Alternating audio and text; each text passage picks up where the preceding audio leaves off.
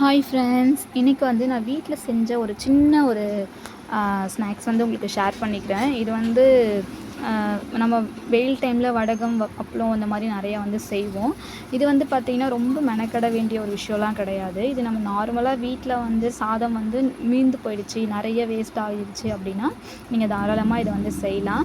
அதோட ஃபங்க்ஷன் டைமில் கூட நமக்கு நிறைய சாப்பாடு அந்த மாதிரி வேஸ்ட் ஆகும். அதை வேஸ்ட் பண்ணாமல் இந்த மாதிரி நீங்கள் செஞ்சு பாருங்கள்.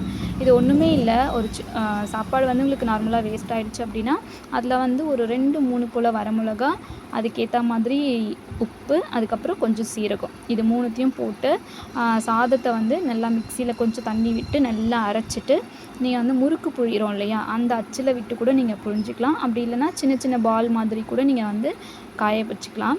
நல்லா வந்து இந்த மாதிரி ரெடி பண்ணிவிட்டு நல்லா காய வச்சு எடுத்திங்கன்னா இந்த மாதிரி சூப்பராக இருக்கும். இதை நான் உங்களுக்கு எண்ணெயில் இந்த மாதிரி போட்டு பொரிச்சு காமிக்கிறேன் பாருங்கள்.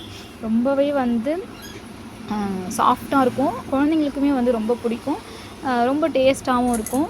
இதில் வந்து நம்ம எந்த கலர் அதெல்லாம் எதுவுமே யூஸ் பண்ணாமல் பண்ணுறதுனால ரொம்ப ஹெல்த்தியும் கூட.